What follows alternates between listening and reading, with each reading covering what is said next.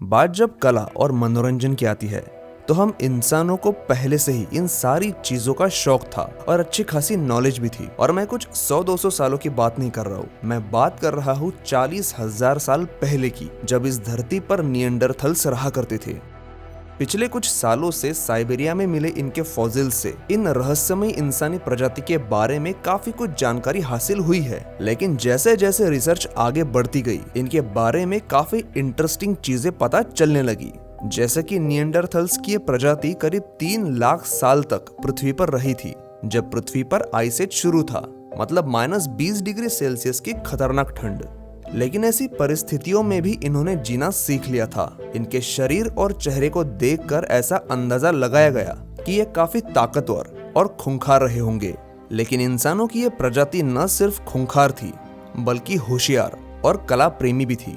इन्होंने हड्डियों और पत्थरों को तराश कर काफी नुकीले औजार बनाना शुरू किया था। आर्कियोलॉजिस्ट को ऐसे कई औजार आज तक मिल चुके हैं, लेकिन सिर्फ औजार ही नहीं, जानवरों की हड्डियों से इन्होंने बनाई हुई एक ऐसी चीज भी मिली है जिसकी उम्मीद आर्कियोलॉजिस्ट को बिल्कुल नहीं थी। ये चीज थी दुनिया का सबसे पुराना म्यूजिकल इंस्ट्रूमेंट, जो एक निएंडरथल ने बनाया था।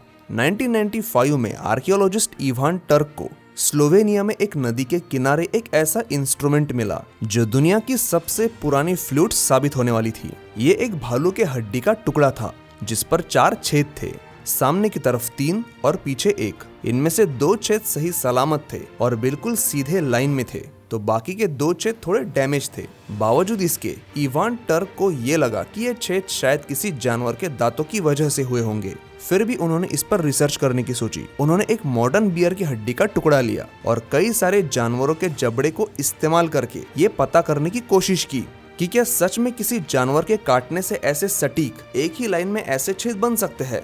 जैसे जैसे रिसर्च आगे बढ़ती गई, उन्हें पता लगा कि सिर्फ भालू के दांतों की वजह से ही ऐसे छेद बनना मुमकिन है, ना कि शेर या हायना जैसा कोई और जानवर ये काम कर सकता है। अब ये तो पता चल गया था कि कौन सा जानवर ये काम कर सकता है, लेकिन फिर भी अभी वो पहली सुलझना बाकी थी कि एक ही लाइन में ये छेद कैसे मौजूद थे। क्या कोई जानवर अनइंटेंशनली ऐसे छेद बना सकता है? इसका जवाब था बिल्कुल नहीं। और अगर कोई जानवर हड्डी को ऐसे काटेगा भी तो इसकी वजह से हड्डी का न टूटना या फिर उसमें जरा सा भी क्रैक न आना, ये तो इम्पॉसिबल है। इस फ्लूट जैसी सैकड़ों फ्लूट बनाकर उस पर रिसर्च किया गया और पता चला कि ऐसे छेद बहुत ही केयरफुली ड्रिल करके ही बनाए जा सकते हैं और ये काम कोई जानवर तो नहीं कर सकता।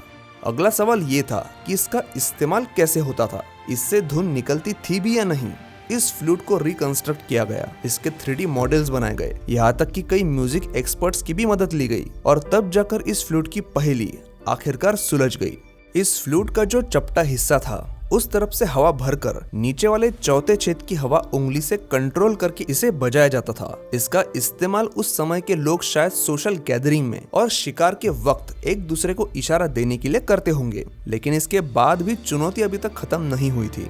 कई सारे रिसर्चर्स और हिस्टोरियन ऐसे भी थे जिन्होंने इस क्लेम को खारिज कर दिया और बताया कि निएंडरथल इतने विकसित थे ही नहीं जो इतना एडवांस्ड म्यूजिकल इंस्ट्रूमेंट बना सके। लेकिन रिसर्चर्स का वो ग्रुप जिसने इस पर रिसर्च किया था, वो अपने दावे पर आज भी अड़ा है और वो मानते हैं कि ये फ्लूट आज से 40 से 50 हजार साल पहले धरती पर मौजूद एक निएंडरथल इंसान ने ही बनाई थी और शायद ऐसी कई और फ्लूट्स जमीन में दबी होगी जिनके मिलने पर उनके इस दावे को और बल मिलेगा।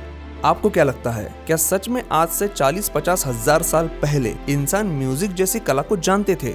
आपकी राय मुझे नीचे कमेंट करके जरूर बताइए। अगर ये वीडियो अच्छा लगा होगा तो इसे लाइक भी जरूर करिए। मैं हूं सुमित और मैं मिलता हूं आपसे अगले एपिसोड में।